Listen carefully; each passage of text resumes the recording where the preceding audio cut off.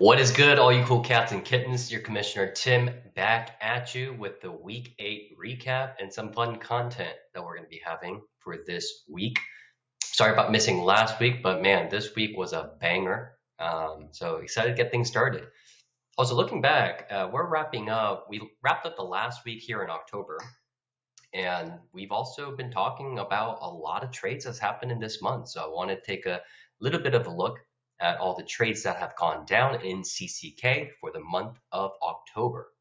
So if you look at it, we've had 12 trades, barring some canceled trades and some fab changes. So 12 trades that were legitimate. Cool thing to see was all 10 managers participated in the trade uh, bonanza in the month of October. So at least one trade for all of our managers.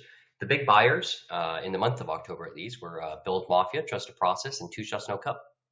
The sellers were Full Jerry and Kevin Yip. And some of the names, I mean, I think any of the top names who didn't get traded, but look at all these names that have been traded: Mahomes, Henry, Kelsey, Amon-Ra St. Brown, Devonta Smith, Alvin Kamara, David Montgomery, Brock Purdy, Mark Andrews, Justin Fields, Drake London, and Anthony Richardson to wrap it up for the trade that happened today or yesterday. Um, but certainly a lot of moves that are happening as predicted. We're nearing the trade deadline, certainly in the midseason. So there's certainly going to be buyers and sellers as you decide if you're going to be a rebuilder or not. And I thought it'd be kind of convenient to take a look at the impacts of all these trades that's happened in the month of October. Certainly, we had trades in the last week of September as well that just didn't get included here, where teams like Pretty Sure Dynasty were the net buyers, picking up players from Bills Mafia, for example, and along with some other teams. But yeah, I wanted to take a look at the difference of, it's not a clear science, but wanted to take a look now that we're past 8 weeks. And month of October is week 5 through 8. So I thought it was just a perfect look at how was the situation of the teams in the first 4 weeks and how have things fared in the last 4 weeks, including the impacts of all this activity that's taken place. So if you look at the chart here, you'll see the two columns really between wins and the average points for. And the teams here is basically looking at what are the wins for each team that they had in the first 4 weeks of the season, as well as the 4 weeks of the last, 4 weeks. So there's been total 8 weeks. And then the average points for, if you just sort of decipher it off of the first four versus weeks 5 through 8. And then the final column is just the difference of the average points for, if you segment our season, the first half to the second half that we've had so far. It's clear cut. The biggest impact, as we thought, the biggest mover is Bills Mafia. And I don't think it's a surprise. I think with all the moves that Bills Mafia started to make, I really didn't think it was out of the question that there's a chance that Bills Mafia might finish from there to the rest of the season having the highest points for, and he certainly showed it. Bills Mafia and Trusted Process are neck and neck, but Bills Mafia leads with about a 4 point advantage over the second place, which is Trusted Process. And really, over the last 4 weeks, you'll see that these two net buyers have also been the biggest leaders, with a significant gap from that tier to the Moncton Meerkats, who's third, who sits almost 20 points behind Trusted Process. But yeah, Bills Mafia, man, what a swing. 40-point difference. Obviously, there are some players that are underperforming out, who are coming back and healthy, but really Bills Mafia with the acquisition of Derrick Henry, Travis Kelce, I think that's really, and then him having the balls to be able to start, and as well as trading away Patrick Mahomes, I think really, really made a difference here, and being able to lean in either Brock Purdy or Baker, who's been Baker Mayfield, who's been really, really tremendous this season. So and then you also see that the net sellers in Kevin Yip really, really are being impacted. And then you see that Two Shots No Cup also are improving from trades. But you also see teams like Wooksy Fingerhold and Mr. Ambassador who haven't really made a lot of moves. Anything, I would say that they've been at sellers, still having some bounce to much higher, second half of the season so far. That's been impacting the wins that they've had throughout the season. Now, the biggest surprise here is Kevin.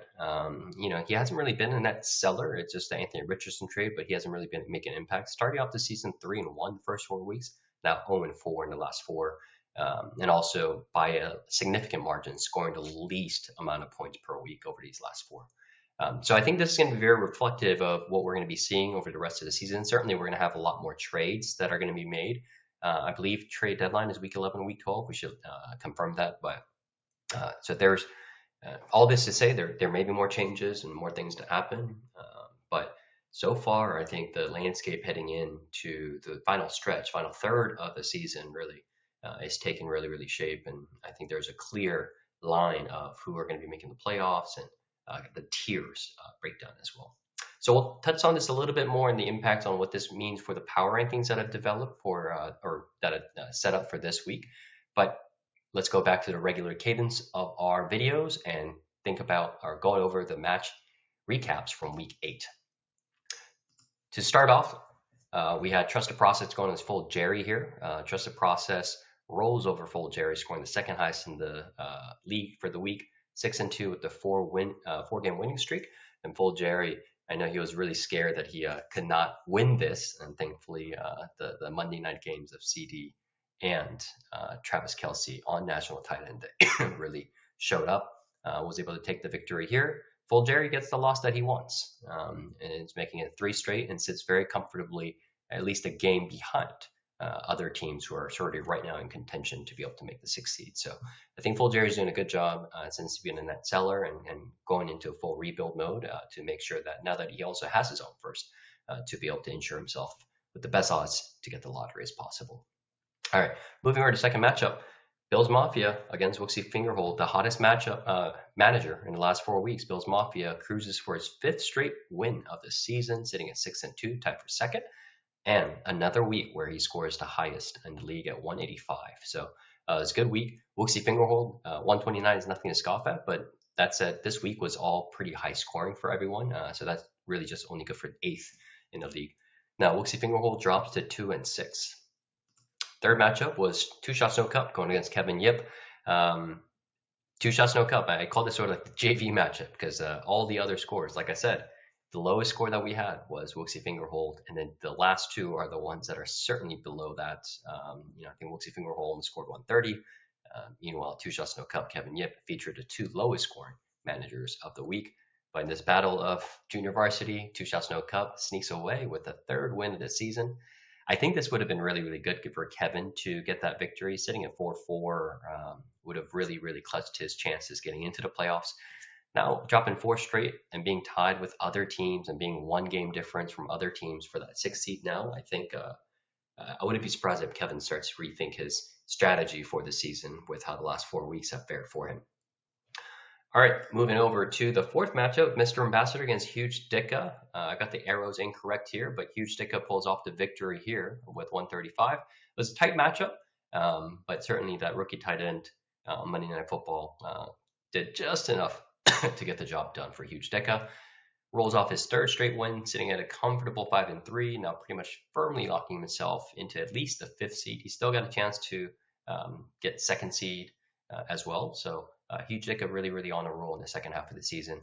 Mr. Ambassador gets what he wants, which is to drop and be in a safe position to make sure that his balls are going to be in the lottery this season.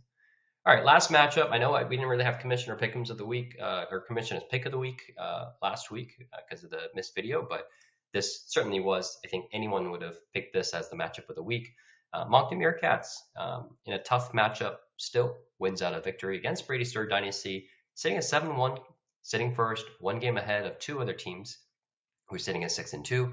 And Brady Stir Dynasty is the surprising team that's really failed to make moves in the last 4 weeks, even with the trade activity that he's had. Brady Stir Dynasty has had really tough matchups. But that said, sitting at 4-4 compared to how the season started for Brady Stir Dynasty, I think it's got to be disappointing. Certainly wouldn't be panicking. I think playoffs are set. But sitting at 4-4, I think that pretty much knocks Brady Stir Dynasty out of a potential bye week scenario, finishing top 2 for the season. All right, so we've got a fun week coming up in matchups for week 9. First matchup is going to be Trusted Process going against Kevin. I've got myself winning. Sleeper's got me at 95. Full Jerry against Moncton Cats. I've got myself picking Moncton Cats. Brady Stir Dynasty is Mr. Ambassador. I'm picking Brady Stir Dynasty, and needless to say, I would say this is an absolute must-win for Brady Stir Dynasty here. Wooksy Fingerhold against Kevin. Sleepers got this going to Wooksy Fingerhold. I think Kevin sneaks it out with the victory here. And then the last matchup, there weren't any crazy matchups for this week, but certainly this is the one with the playoff ramifications. So we got Bills Mafia against Huge Dicka. I do think with how hot Bills Mafia has been playing, he's going to take the victory here. But this is certainly a commissioner's matchup of the week because of buy seed ramifications. If Huge Dicka is able to pull off an upset and get himself up to 6-3, and Bills Mafia moves to 6-3, I think it really gives a chance for Huge Dicka to not just have a ceiling at finishing second in the league, but potentially as high as first. And we'll talk about some of the schedules that are going to be coming up for some of these teams as well. All right, so that brings us to the power rankings heading into week 9. We've got the bottom 3 here: Mr. Ambassadors, Kevin, 2 Shots No Cup. I didn't have any changes noted from the previous week because we didn't have the video, but you can sort of see some of the names that are shocking here. Certainly the biggest drop off from week 7 was Kevin here. But like I said, when you look at the numbers altogether, it's been really, really tough to justify Kevin being the 6th most likely to make the playoffs, especially now that he sits at 3-5, which is tied with a few other teams in the league. All right, the second group, I have full Jerry and Wooksy Fingerhold. Now, I had a really, really hard time deciding between, really most of the 5 here. And you might be surprised at having Wooksy Fingerhold represented so high here. But really going off of Fantasy Pros playoff odds, they had Wooksy Fingerholds at 37, which represents the highest. So you can think it's a little uncreative to just copy and paste the rankings from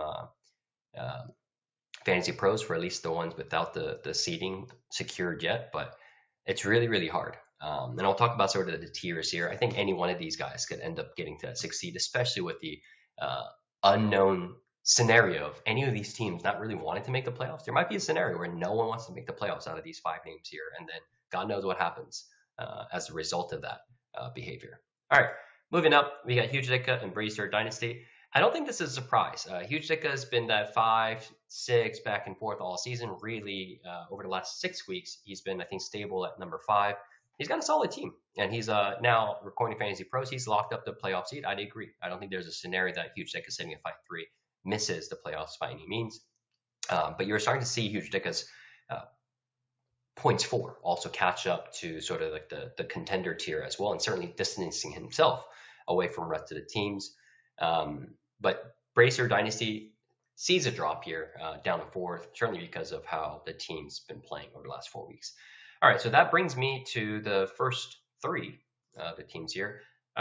This is a little controversial. Again, I think you can interchange any of these teams 1, 2, 3, and you can make the case that Moncton Meerkats should be sitting at 1, but I think Moncton Meerkats faces Trusted Process and Bills Mafia once each from now to the end of the season as well. So I think there's going to be enough interplay between all these names here that anything really, really goes. So that said, 1 win change isn't really a difference. So for me, I just think Bills Mafia right now with where the team's at, post trades, all the October activity. I've got Bills Mafia sitting at number 1. Trusted Process myself, I'm sitting at number 2. I think you can certainly interchange Moncton Meerkats and Trusted Process right now between 2 and 3. But largely it's going off just the points for, not just the last 4, but which there's a bigger gap between Trusted Process and Moncton Meerkats, but the entire season at large as well.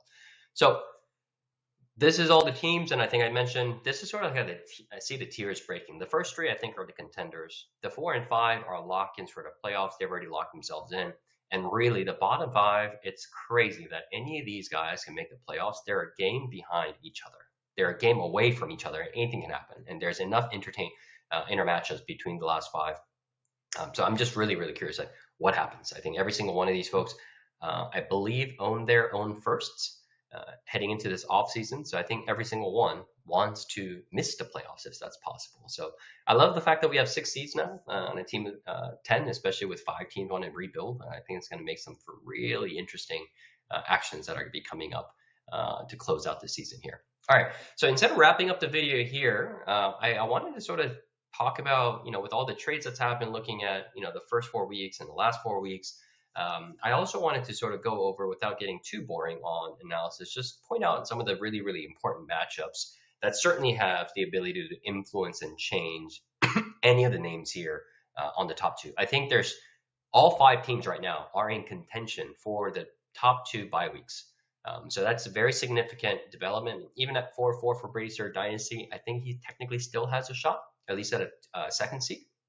But certainly anyone with 5 wins, I don't think you're going to have a chance here. I think you're going to likely the first place is going to finish at no worse than three losses for the season, so 11-3.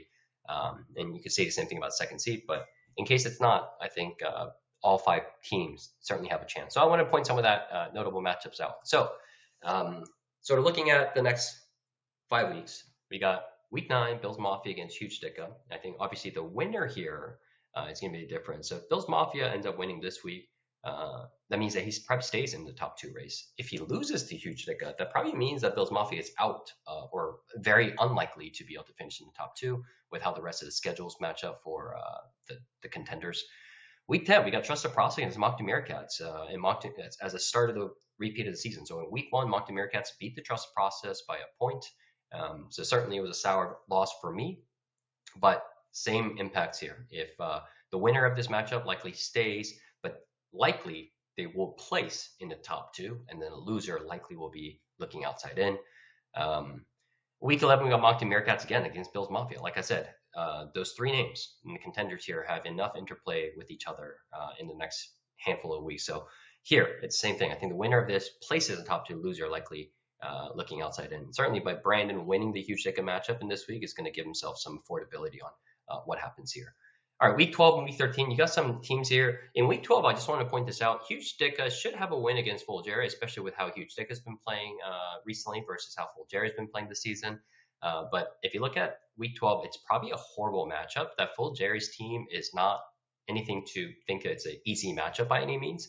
And Huge Dicka faces his bye week hell in that week. So a loss there, he's in no chance of losing the playoffs right now, but depending, even if he goes off hot, I think that week is going to be the one that potentially breaks his any chance of being able to get in the top 2. So it's going to have to be a week. And then he needs some luck to be able to finish in top 2. And 13, we got Trusted Process against Bills Mafia. Same thing there. So we'll see what happens in the first 3 weeks, but that really could be, there's a chance that week 13's matchup between Trusted Process and Bills Mafia could make who goes into the top 2 or not between those 2 teams. All right. So we've got some real fun stuff coming. We got a lot of trade activity that's happened over the last 5 weeks, going back to the last week of September. Tons of activity, obviously, as we noted in October. We're going to have more. And I think we have 3 more weeks potentially until the trade deadline. And on top of it, we got all these matchups coming as well. So with that said, boys, good luck in week 9. Looking forward to having you guys all enjoy Thursday night football, Sunday nights, Sunday games, and Monday. Good luck, boys.